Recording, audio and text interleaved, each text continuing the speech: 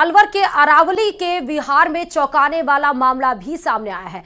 दरअसल फेरों से महज 3 घंटे पहले 25 साल की दुल्हन ने जहर खाकर अपनी जान दे दी। दुल्हन की मौत के बाद शादी की खुशियां मातम में तब्दील हो गई। घटना के बाद बारात बैरंग लौट गई। दुल्हन के आत्महत्या करने के कारण अभी सामने नहीं आए हैं। बता दें कि दोपहर में लगन टीका का कार्यक्रम हुआ था, जिसके बाद रात 11 बजे फेरे होने थे, लेकिन करीब 8:30 बजे, रात की बात है ये, 8:30 बजे ही दुल्हन ने जहर खाकर अपनी जान दे दी।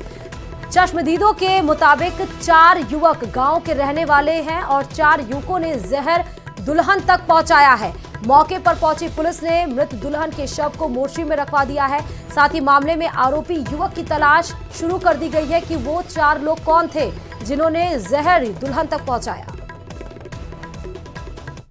आज दिनांक समय करीब 7 बजे पीसीआर से सूचना मिली कि एक महिला जिसका नाम सलोनी है, जो बिचगावा की रहने वाली है, जिसकी पायल मैरिज गार्डन जयपुर रोड पर शादी थी और जिसके द्वारा अज्ञात कारणों के चलते कोई पॉइजन खा लिया है।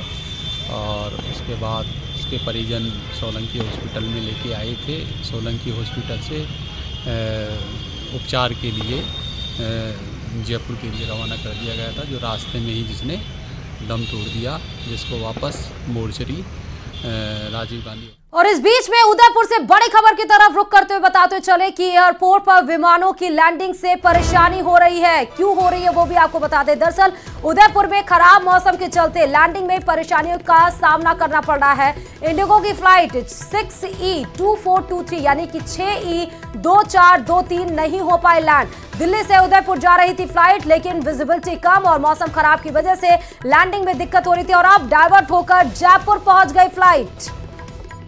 इस खबर पर हमारे संवाददाता आसिफ जुड़े हुए हैं। आसिफ, उदयपुर से बड़ी खबर बता रहे हैं, कैसे एयरपोर्ट पर विमानों की लैंडिंग में परेशानी का सामना करना पड़ रहा है?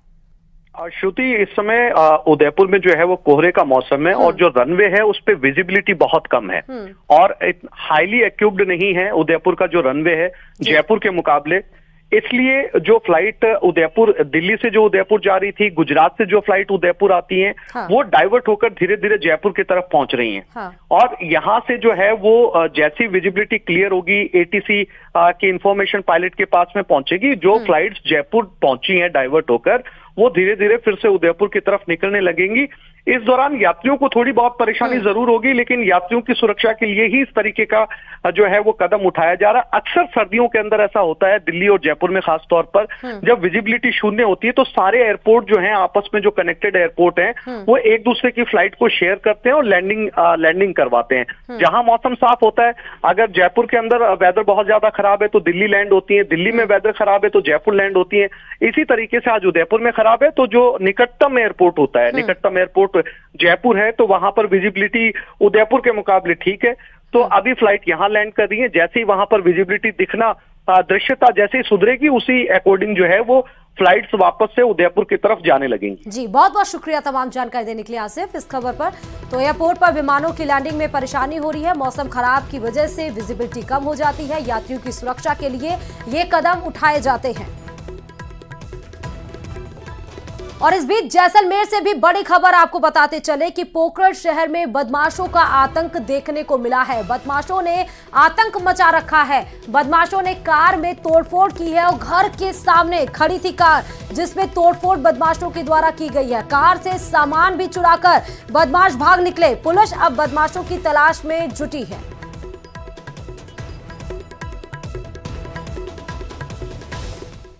और कोटा स्टूडेंट सुसाइड मामले में आपको अपडेट बताते चले कि डीएम के कोचिंग संस्थानों को नोटिस देने के बाद अब संस्थानों में हड़कंप मचा है। दरअसल प्रशासन ने 3 दिन का नोटिस दिया था सभी कोचिंग इंस्टीट्यूट्स को और 3 दिन के अंदर जवाब भी मांगा था। अब 3 दिन का नोटिस जब दिया गया, क्योंकि कोटा में एक बार फिर 27वां सुसाइड केस सामने आया है। जो पश्चिम बंगाल का रहने वाला था ये छात्र, जो नीट की तैयारी कर रहा था, और अब कोचिंग को नोटिस देने पर कोचिंग में हड़कंप मचा हुआ है। पुलिस के मुताबिक कोचिंग संस्थान प्रशासन की गाइडलाइन की पालना नहीं कर रहे हैं। और वहीं मृतक छात्र कई दिनों से कोचिंग भी नहीं जा रहा था, जिसे लेकर कोचिंग ने प्रशासन को जानकारी नहीं दी थी और साथ ही छात्र की काउंसलिंग भी नहीं कराई गई थी, जिसके चलते छात्र ने तनाव में आकर पंखे से लटककर मौत को गले लगा लिया। इस मामले में कोचिंग संस्थान को कल तक स्पष्टीकरण देना है। वहीं बुधवार को पुलिस ने शव का पोस्टमार्टम कर शव परिजनों को सुपुर्द तो कर दिया। फिलहाल दादाबाड़ी पुलिस अब पूरे मामले की जांच में जुटी हुई है, क्योंकि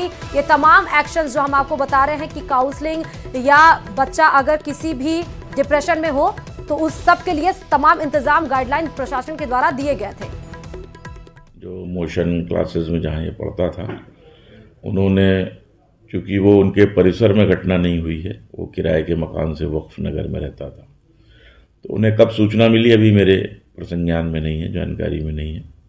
लेकिन निश्चित रूप से कोचिंग संस्थानों की नैतिक जिम्मेदारी है कि वो अपने बच्चों की देखभाल करें, और इसके लिए बार बार जिला कलेक्ट्रेट में जो भी बैठक होती है, उस बैठक में उनको आगाह भी किया जाता रहा है, पाबंद भी किया जाता रहा है। यदि कोचिंग क्लासेस वालों की कोई गफलत या लापरवाही पाई जाती है तो उनके खिलाफ भी कार्रवाई नियमानुसार की जाएगी। और खबरों में आगे बढ़ते हुए बताते चले कि अदालत परिसर में इन दिनों चुनावी गर्माहट देखने को मिल रही है। अभिभाषक परिषद के चुनाव 8 दिसंबर को परिषद के सभागार में होंगे और अब तक 39 नामांकन इस चुनाव के लिए आ चुके हैं। नामांकन यानी कि नॉमिनेशंस दाखिल करने के अंतिम दिन अध्यक्ष, उपाध्यक्ष, महासचिव सहित 17 नामांकन अब तक भरे गए हैं और अब तक अध्यक्ष पद के लिए 4 नामांकन, उपाध्यक्ष पद के लिए 4, महासचिव पद के लिए 4 और संयुक्त सचिव पद के लिए भी 4 और वहीं अर्थ सचिव पद के लिए 5 और पुस्तकालय सचिव पद के लिए 2 और कार्यकारिणी सदस्य के लिए 16 आवेदन अब तक आ चुके हैं। प्रत्याशी 1 दिसंबर तक नामांकन अपने वापस ले सकेंगे। अधिवक्ता वोटर को 6 दिसंबर तक शपथ पत्र जमा कराना होगा और जिसके बाद ही अंतिम मतदाता सूची का प्रकाशन किया जाएगा और अभी तक 800 अधिवक्ता शपथ पत्र जमा कर चुके हैं। आ रहे हैं उसमें अध्यक्ष के 4 प्रत्याशी के नामांकन आए, महासचिव के प्रत्याशी के नामांकन आए और अध्यक्ष में, उपाध्यक्ष में सिंगल नामांकन आया, कार्यकारिणी में 11 आए और अलग पदों पे 1-1 नामांकन। 6 तारीख तक 1 वोट 1 बार का शपथ पत्र प्रस्तुत करना आवश्यक है। शपथ पत्र प्रस्तुत करने के पश्चात ही वो वैलिड वोटर रहेगा और उसी के बाद 6 तारीख के बाद ही मतदाता सूची का प्रकाशन किया जाएगा और वही मतदान। और जयपुर से भी बड़ी खबर की तरफ रुख करते हुए बताते चले कि आप ट्रिपल मर्डर की जिसकी हम बात कर रहे थे, उसमें कातिल की पहचान हो गई है। मोहल्ले में रहने वाला पड़ोसी ही निकला कातिल। महिला के घर के सामने रहने वाले युवक ने ही की है हत्या। मालवीय नगर इलाके में खटिकों के मोहल्ले में हुआ था ट्रिपल मर्डर। बड़ी खबर आपको बता दें जयपुर से, जो जयपुर में ट्रिपल मर्डर हुआ था उसमें अब कातिल की पहचान कर ली गई है। ये वो शख्स जो आपको सीसीटीवी फुटेज में भागते हुए नजर आ रहा है, कैप लगाए हुए, मुंह को छिपाए हुए, ये उसी कॉलोनी का रहने वाला बताया जा रहा है जिसको उस घर के चप्पे चप्पे के बारे में पता था, कौन घर में है, किस तल्ले पे मकान के किस तल्ले पे कौन रह रहा है, ये उसी कॉलोनी का बताया जा रहा है। घर के सामने ही ये शख्स रहता था लेकिन किसी को भनक तक नहीं लगी और 3-3 खून करके ये शख्स भागने की कोशिश में था।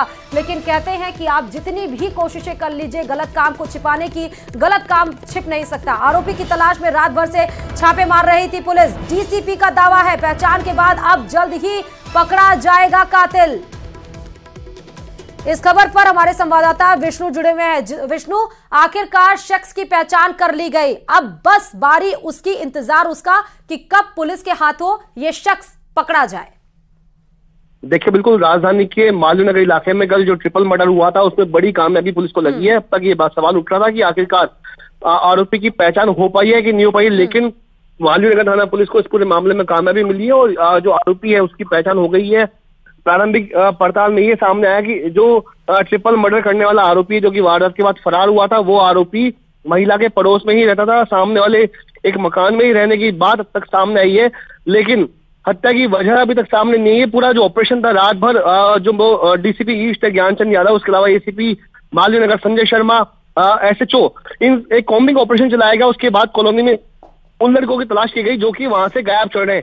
ऐसे में पड़ोसी के एक गायब होने की वारदात के बाद गायब होने की जानकारी सामने आई और आखिरकार हुलिये के आधार पर आरोपी को पुलिस ने पहचान कर लिया, उसकी तस्दीक कर ली और इसके बाद रात से ही आरोपी और उसके जो परिचित है उनके संभावित ठिकानों पे पुलिस की दबिश दे रही है। डीसीपी ज्ञानचंद यादव इस वक्त पूरे मामले की मॉनिटरिंग कर रहे हैं। उनका कहना है कि जल्द से जल्द आरोपी की गिरफ्तारी सुनिश्चित कर ली जाएगी, आरोपी गिरफ्तार किया जाएगा। संभावित जगहों पर दबिश दी जा रही है, लेकिन अभी तक हत्या की वजह आपने बताया कि हुलिये के आधार पर और ये शख्स काफी दिनों से गायब था, इसके बेसिस पर पुलिस ने इस शख्स की पहचान कर ली। उस पल का भी इंतजार रहेगा कि कब ये पुलिस के हाथों चढ़ता है। लेकिन विष्णु, इसमें एक चीज और जाना, क्या इस शख्स की पहले भी कोई ऐसी आपराधिक पृष्ठभूमि रही है? आसपास से क्या पता चल पाया है पुलिस को?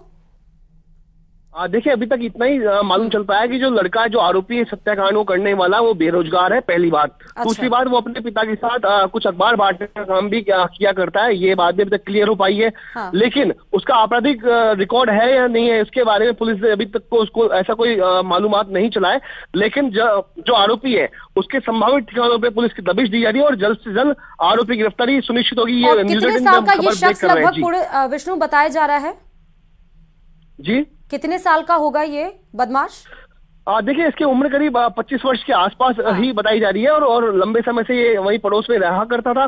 तो ऐसे में हम लगातार ये बात कह रहे थे न्यूज़ 18 पर कि कोई परिचिति से हत्याकांड का कातिल निकलेगा और आखिरकार वही बात क्लियर हो गई, साफ हो गई। न्यूज़ 18 लगातार इस बात को पहले से कह रहा था कि परिचिति कातिल निकलेगा। बहुत शुक्रिया विष्णु तमाम जानकारी देने के लिए। तो डीसीपी का दावा है और सीसीटीवी फुटेज के आधार पर पुलिस की पहचान हो गई है। मात्र 25 साल में 3 खून करके शख्स फरार होने की कोशिश कर रहा था। और अब दौसा से खबर बताते चले कि सभी सीटों पर होने वाली है मतगणना को लेकर त्रिस्तरीय सुरक्षा के बंदोबस्त भी किए गए हैं। 3 दिसंबर को जिले के पंडित नवल किशोर शर्मा पीजी कॉलेज में मतगणना की जाएगी, जिसकी तैयारियों को लेकर अंतिम रूप दिया जा रहा है, यानी फाइनल टच दिया जा रहा है। इस बार मतपत्र और ईवीएम की गणना एक साथ सुबह 8 बजे से शुरू हो जाएगी, जिसके लिए अलग अलग टेबल्स का बंदोबस्त किया गया है। वहीं दौसा में कड़ी सुरक्षा के बीच ईवीएम पर अर्धसैनिक बलों का पहरा भी लगाया गया है। वहीं कॉलेज भवन के चारों तरफ सुरक्षा घेरा भी बनाया गया है। मतगणना स्थल के 100 मीटर दायरे में किसी भी अनाधिकृत व्यक्ति का प्रवेश प्रतिबंधित रहेगा। ये कॉन्स्टिट्यूंसी वाइज अलग अलग है, जैसा रूम स्पेस है, जितने कैंडिडेट्स हैं, क्योंकि हर कैंडिडेट के हिसाब से मशीन को टाइम लगता है। जितने कैंडिडेट्स हैं, जितना रूम स्पेस है, उसके हिसाब से हमने टेबल गठित किए हैं। कहीं पे ईवीएम काउंटिंग के लिए 14 टेबल्स हैं, पीबी के लिए 5 टेबल्स हैं, कहीं पे 12 टेबल हैं, पीबी के लिए 5 टेबल है। उस तरीके से किया, ETPBS में एनमार्क किया है कुछ टेबल्स को। तो हर कॉन्स्टिट्यूंसी के हिसाब से कितने कैंडिडेट हैं, कितने राउंड्स जाएंगे, कितना टाइम लगेगा, उसको देखते हुए व्यवस्था करेंगे। और इन्हीं तमाम खबरों के साथ मारो राजस्थान में फिलहाल के लिए इतना ही। और खबरों के लिए देखते रहिए न्यूज़ 18 राजस्थान।